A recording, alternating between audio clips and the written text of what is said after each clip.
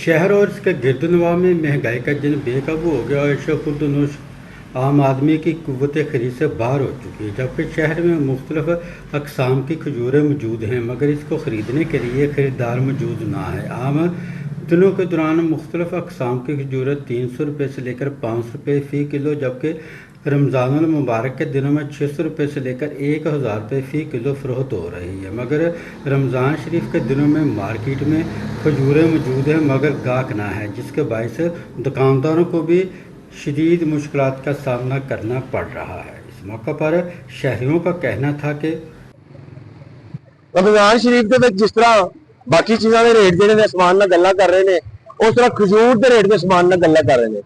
मैं कल यूट्यूब ਤੇ पोस्ट देख रहा था, अमरीका ਦੇ ਵਿੱਚ ਜਿਹੜੀ खजूर $14 ਦੀ ਆਮ ਦਿਨਾਂ 'ਚ ਵਿਕਦੀ ਹੈ ਨਾ, ਉਹਦੇ ਨਾਲ ਦੀ खजूर ਉਹਨਾਂ ਮੁਸਲਮਾਨਾਂ ਵਾਸਤੇ ਉਹ खजूर ਜਿਹੜੀ ਹੈ 5 ਕਿਲੋ ਦੀ ਪੈਕਿੰਗ 5 ਕਿਲੋ ਦੀ ਪੈਕਿੰਗ $50 ਦੀ ਕਰ ਦਿੱਤੀ ਹੈ। ਉਹਦੇ ਉੱਤੇ ਲਿਖਿਆ ਹੋਇਆ ਹੈ ਕਿ only sale for Muslim, only for Ramzan. ਉਹ ਯਾਰ ਉਹ ਅਮਰੀਕਾ ਵਾਲੇ ਜਿਹੜੇ ਨੇ ਉਹ रमजान वास्ते अपनी एक छोटी जी प्रोडक्ट ਨੂੰ मुसलमान रमजान वास्ते इन्ना सस्ता कर देंगे ने।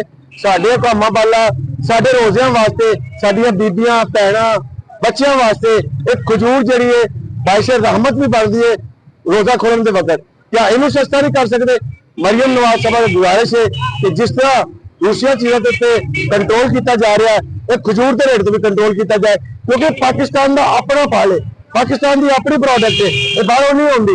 मेरी दोबारा गुजारिश है कि इन्हें भी नजरसानी की जाए। हुकूमत को चाहिए कि वो खजूरों की कीमतें कम करे ताकि रमज़ानुल मुबारक में शहरी सस्ती खजूरें खरीद कर रोज़ा अफ्तार कर सके। कैमरामैन मियां सैफरमान के साथ वाश न्यूज़ फैसलाबाद।